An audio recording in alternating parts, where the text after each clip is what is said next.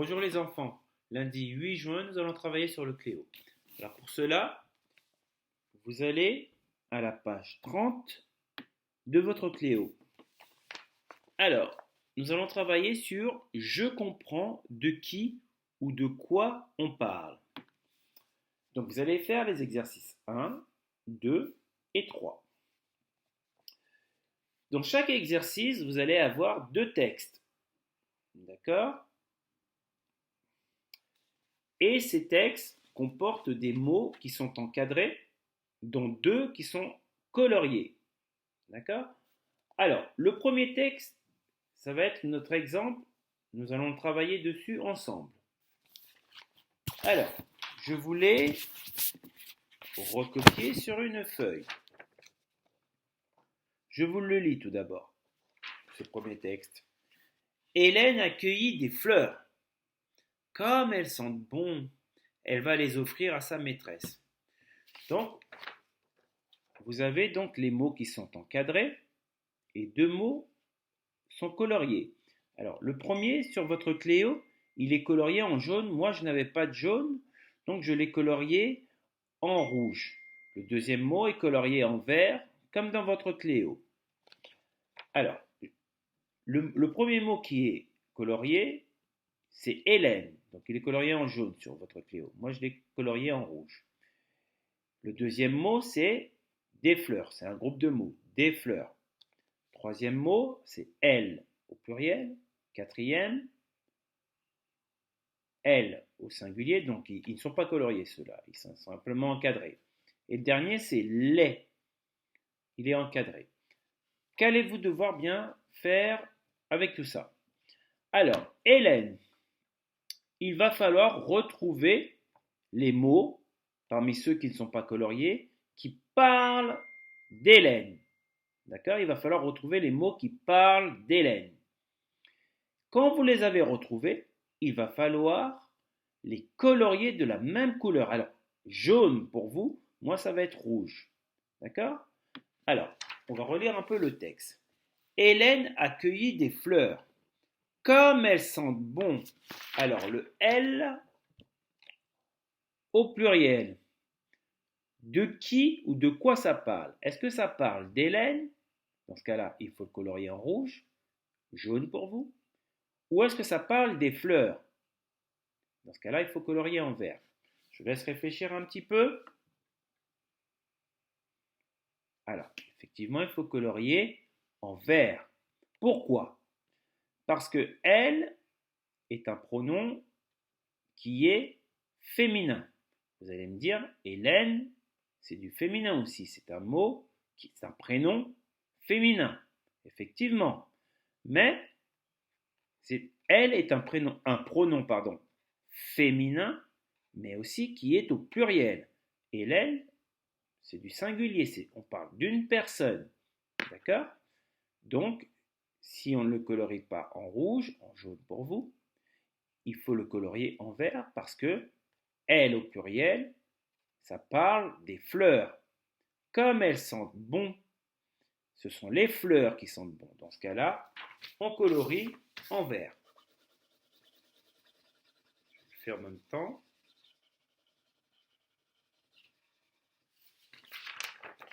Voilà. On continue. Elle va les offrir à sa maîtresse.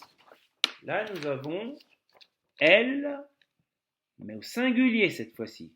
Alors, est-ce que ça parle d'Hélène ou est-ce que ça parle des fleurs? Bien évidemment, cette fois-ci, ça parle d'Hélène parce que c'est elle au singulier. Et Hélène est un prénom féminin et on parle d'une personne. Donc, il faut colorier elle en rouge.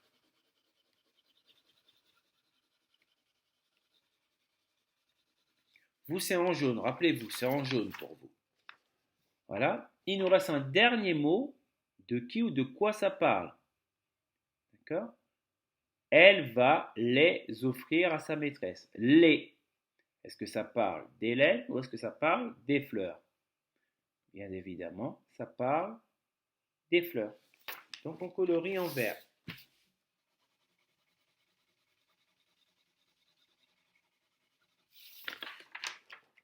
Voilà. Voilà le travail que vous devez faire.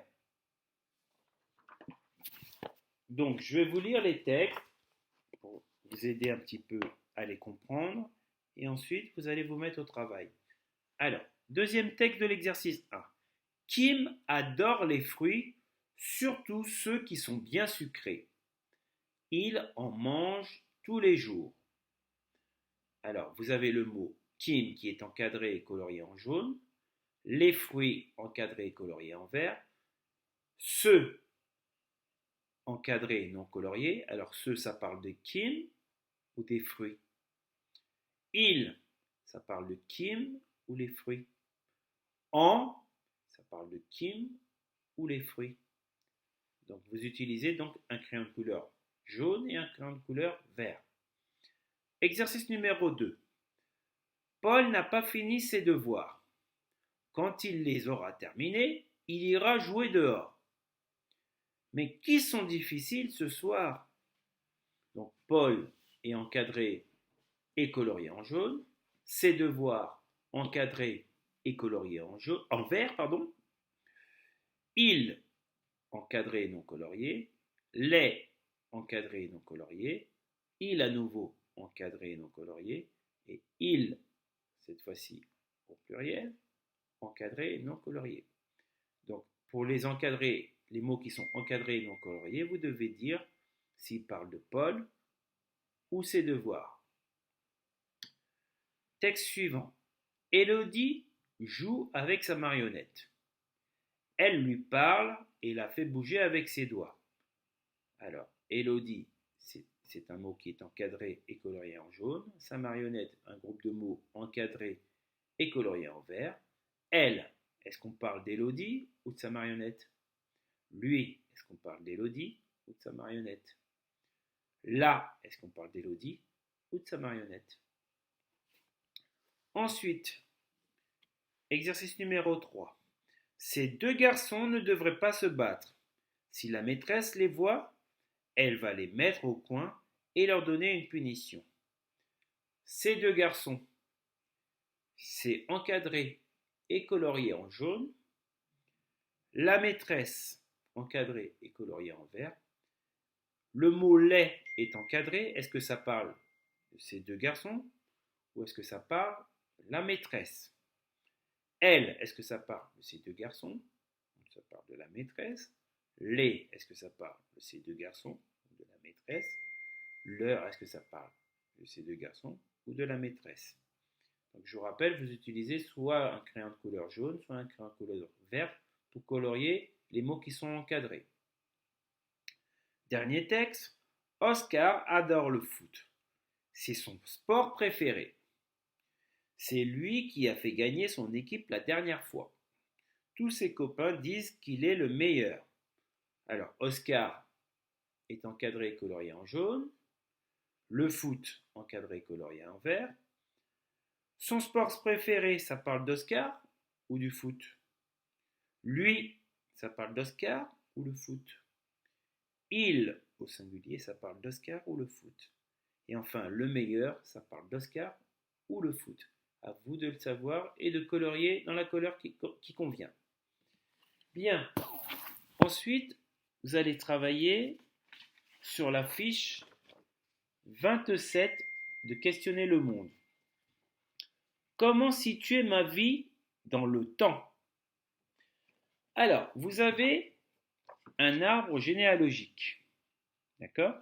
Il va falloir questionner vos parents pour pouvoir replacer dans les cercles les noms des membres de votre famille. Donc vous avez vous avez votre prénom ici, ceux de votre père et de votre mère. Ensuite, ceux du père de votre mère et de la mère de votre père, pardon, du père de votre père et de la mère de votre père.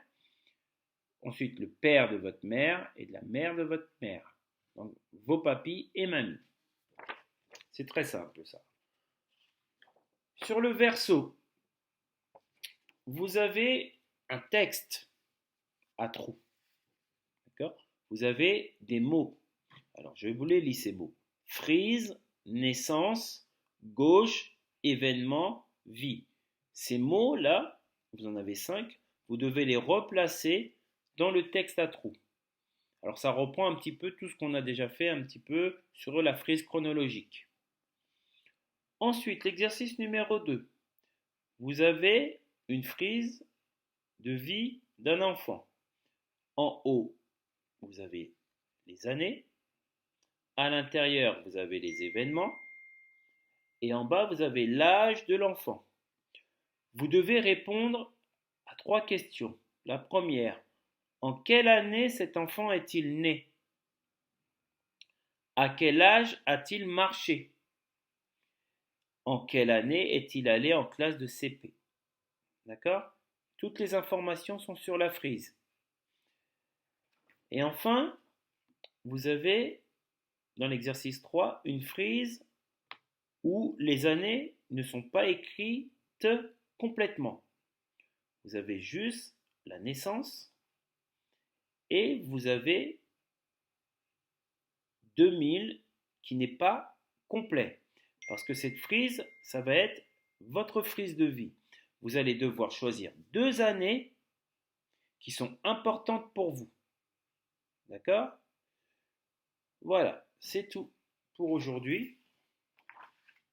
Je vous souhaite bon courage et de passer une bonne journée.